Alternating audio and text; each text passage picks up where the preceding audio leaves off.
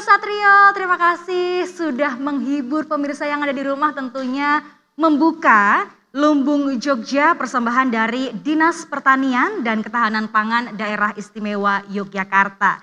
Dan tentunya pemirsa yang ada di rumah, apa kabarnya hari ini? Bagaimana puasanya? Semoga lancar. Saya Wijil Ramadhani mengucapkan Assalamualaikum warahmatullahi wabarakatuh. Salam sejahtera untuk kita semua. Om Swastiastu, Namo Buddhaya, salam kebajikan. Bersama dengan saya Wijil Ramadhani dalam acara Lumbung Jogja, persembahan Dinas Pertanian dan Ketahanan Pangan Daerah Istimewa Yogyakarta.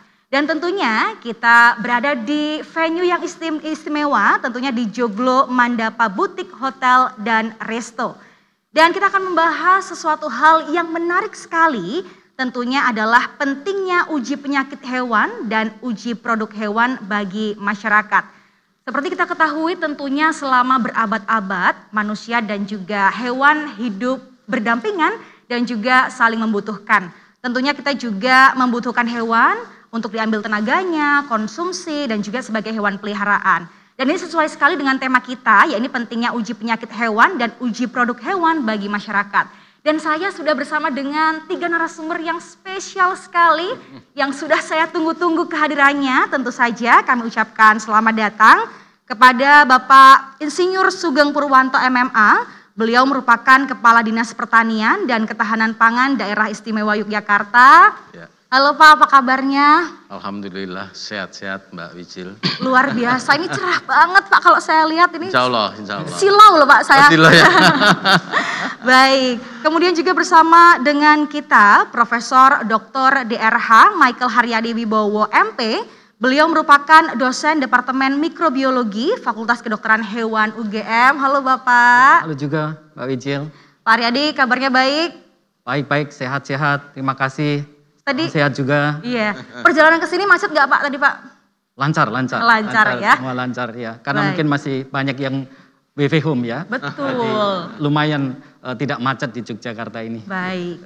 Dan juga pemirsa bersama dengan kita tentunya anggota Komisi B DPRD Daerah Istimewa Yogyakarta, Bapak Asram Ridro. Pak, apa kabar? Alhamdulillah Mbak Wijil, sehat-sehat, kabar baik. Gimana Pak, puasanya udah ada yang bolong belum Pak? Puasanya alhamdulillah belum ada yang bolong. Semoga jangan sampai ya Pak ya? Jangan sampai ada yang bolong nanti sampai akhir. Amin ya rabbal alamin. Baik pemirsa, membahas mengenai kemudian manusia dan juga hewan yang hidup berdampingan, ternyata juga selain saling membutuhkan, ada juga resiko penyakit menular atau kita bisa sebut biasanya adalah zoonosis. Nah, kita akan membahas mengenai zoonosis itu sebenarnya apa. Langsung saja saya akan tanyakan kepada Bapak Haryadi mengenai sebenarnya pengertian dari zoonosis dan juga kemudian cara penularannya. Silakan Bapak. Baik, terima kasih Mbak Wijil atas pertanyaannya. Yang disebut dengan zoonosis atau penyakit zoonosis itu menurut WHO sebenarnya adalah penyakit yang secara alaminya bisa menginfeksi pada hewan, tetapi juga kemudian bisa menular kepada manusia. Nah ini tentu berlaku untuk hal yang sebaliknya, menginfeksi pada manusia dan bisa menular kepada hewan. Nah ini juga sesuai dengan Undang-Undang Nomor 18 tahun 2009 tentang peternakan dan kesehatan hewan. Jadi zoonosis adalah penyakit yang bisa menginfeksi hewan, lalu bisa menular menginfeksi manusia atau hal itu berlaku sebaliknya. Nah, penularan ini bisa terjadi tentu saja karena satu kontak hewan yang sakit. Ya, karena berdekatan tadi sudah disampaikan ada kehidupan yang berdekatan antara hewan dan manusia. Nah, ketika hewannya sakit bisa menularkan ke manusia. Atau yang kedua, penularan yang tidak langsung melalui perantara penyakit. Atau juga karena sebenarnya banyak hewan yang dibudidayakan untuk didapatkan hasilnya, sehingga nanti akan ada produk-produk asal hewan. Nah ini melalui rantai makanan. Nah seperti itu proses penularannya, sehingga memungkinkan dari hewan itu menular ke manusia ataupun sebaliknya. Di situ kalau kita lihat penyakit zoonosis akan banyak sekali. Iya. Di dunia ini dikenali sekitar 1.415 jenis penyakit yang bisa menular ke manusia.